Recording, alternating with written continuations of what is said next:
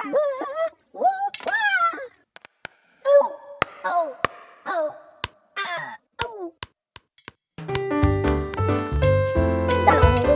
now, it's time for another Dice Tower review with Tom Vasel. Hey folks, today we're taking a look at a game called Roar.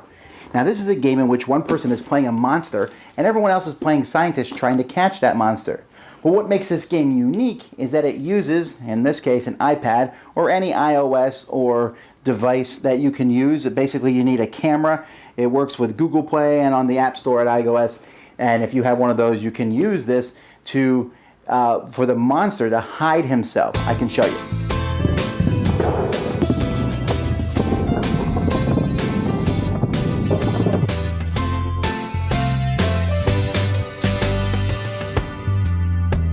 There are two sides to the board. This is like a basic generic side that shows you these are trees, there's an ambulance and stuff. And then there is the other side of the board, which I think is, it's basically the same thing, but it's a little bit different. And you're going to play with 3 scientists against a monster.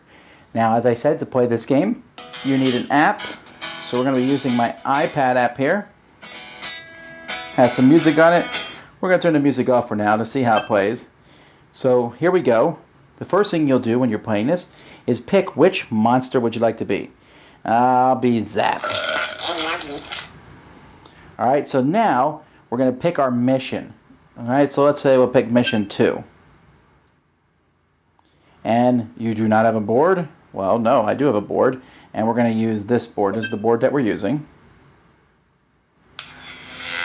Now this mission tells the monster, because only the monster is supposed to be looking at the iPad. Those are the 3 things he needs to go near. And now what you're going to do is you're going to go over the board. You'll see here, this is the scientist. As your camera picks it up, it shows where that is. Over here you can see the red scientist. And over here, I got the blue scientist on. Now this shows how many turns we have left in the game. And now it shows the monster. So see, there's the board.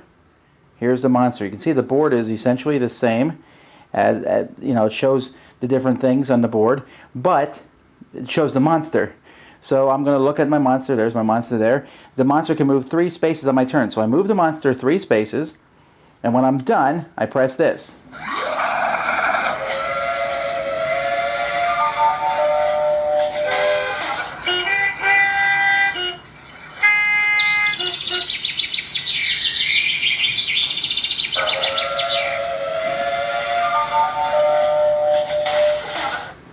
So everyone else is listening to those sounds that are made, and they're going to try to figure out where the monster is. Now they heard some traffic, and they heard some trains. They heard the trains twice, and they heard some birds tweeting. And so as they look around the board, they can figure out eventually that this is probably the spot that the monster is in here, because here's trees, here's traffic, and trains and trains. Okay, so that's where they think the monster is. Each scientist can then move 2 spaces. So they move 2 spaces any way that they want to on the board. And then, once they're done, the monster uses his camera to kind of figure out where they've moved to.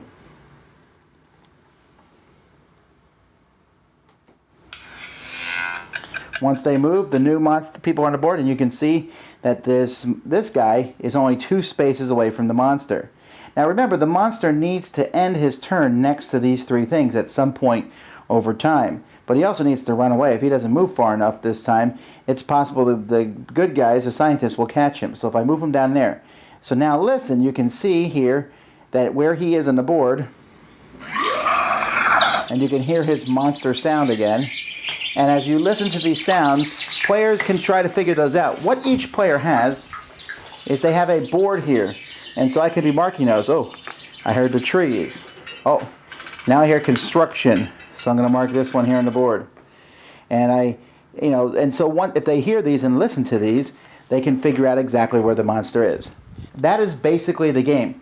Each player has a special thing that they can do. Each scientist has a special maneuvers, and they basically tell the monster when they're going to use those special maneuvers. And it will tell you, for example, one of them can tell you if the monster is in a line with them. Another one can move different ways. Each monster has a special ability too.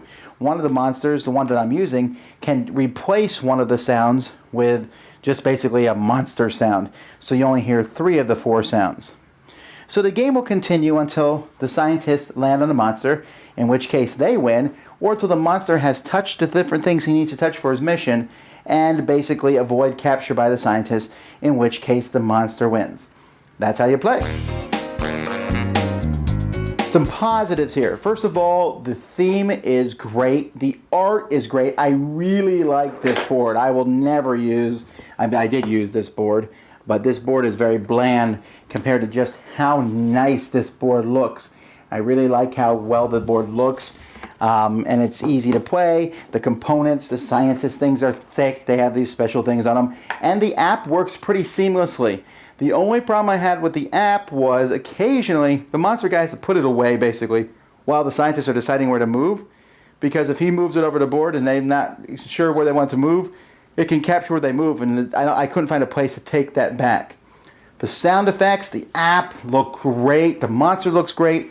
The game is really efficiently done. Where it's problematic is it's simply too easy to catch the monster. When you hear those 4 sounds, you know exactly where on the map the monster is. I wish there was more ambiguity about that. Maybe only hear 3 of the sounds or something, and well, he could be here, here, or here, but wait a minute, or at least have a harder level. As it is, I have to relegate this game to the kids category. My kids really liked it. They love chasing the monster. They especially love being the monster because it's just, they love that idea of having a thing. And the technology is really cool in that regard. I move here, I can see where I am. It's just a cool thing. I mean, you could keep it on pen and paper. It's essentially the same thing, but it just worked really well. But it's just too easy. I mean, you know where the monster is the very first time he moves. I thought it would be better maybe if, okay, we know he's in this general area, narrow it down. Or maybe have an advanced variant. Maybe they will release one at that point. So this game is a game that I will gladly play with kids. Even teenagers or tweens are going to have a pretty easy time narrowing down and catching them. And since the scientists, even though they can only move 2, they can move like a net movement, and they have special abilities. I mean, the one monster can like disappear down a pipe and come up another pipe.